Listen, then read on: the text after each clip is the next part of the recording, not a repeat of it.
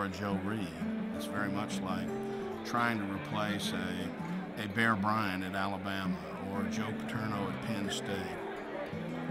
I don't know whether I can describe really in words how important these two individuals have been in Alabama. They've laid the example of what it takes to build an effective organization, to be effective advocates, and what it's like to make sacrifices based on principle. Alabama would be a very different place if it had not been for Dr. Hubbert and for Dr. Reed.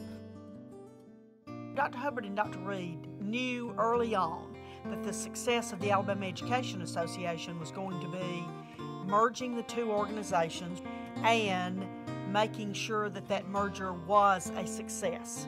When you talk about merging a white organization with a predominantly black organization, an all-black organization in the 60s, during a time of a lot of turmoil, strife, challenge, and to bring it where it is to this day, I think really exemplifies not just how great educators they are, but what great men they must be. Through the merger in 1969, they have together built AEA into a potent political force. I'll be at the State House for a while, but we'll be back this afternoon late. From the custodian to the secretary, to the teacher, to the administrators in this state know that we wouldn't have constitutional protection of our retirement. We would not have a salary maker. We would not have an education foundation program. We would not have raises. None of that would be possible without Paul Hubbert. The legislation that we have pushed through that Dr. Hubbert was very instrumental in getting passed was that every school system, regardless of their economic situation, would be funded equally, and which made a more of a level playing field. Does Tammy have any strength in the county in Carver? Dr. Hubbert is the chair of the Retirement System Board of Control, which is just like a board of directors. Because of his political prowess, he's been able to prevent politicians from taking money away from the retirement systems of Alabama. So we love Dr. Hubbert because anytime they start talking about taking away benefits from anybody who's been in the retirement system, then we get together again to make sure that that doesn't happen, and he's our leader. Paul Hubbert ran for governor 2 times in Alabama. Unfortunately for the state of Alabama, he was not successful either time, but he would certainly have been a great governor.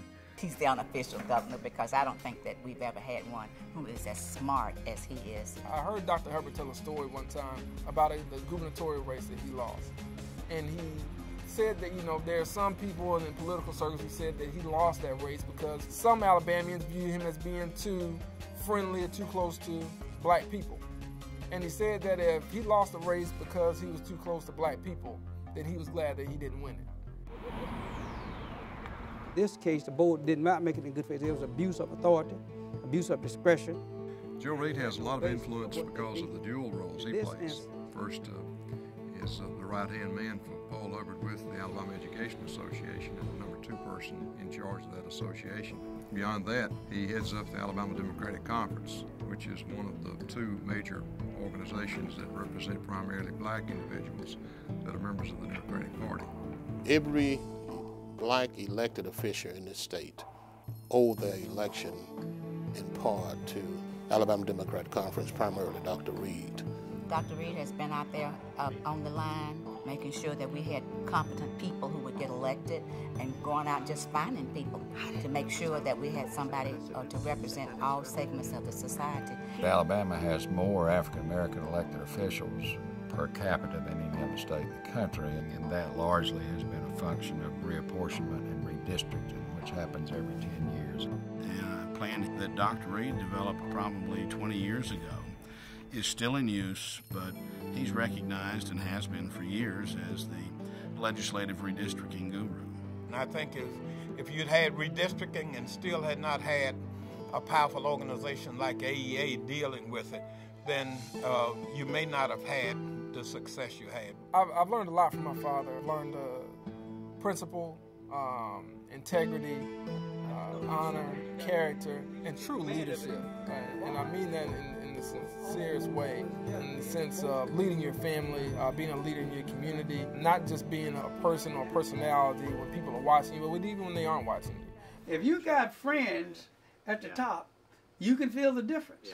The award, named after an Alabamian, H. Councill Trenholm, is perfect for Drs. Hubbert and Reed because it's what they've done their entire careers. They have worked to bring groups together to make sure that there was equity in this association. There are just so many ways that they stress to people that we work together and you need to work together, that divided we cannot accomplish anything, but united we can conquer the world, or in this case, the state of Alabama.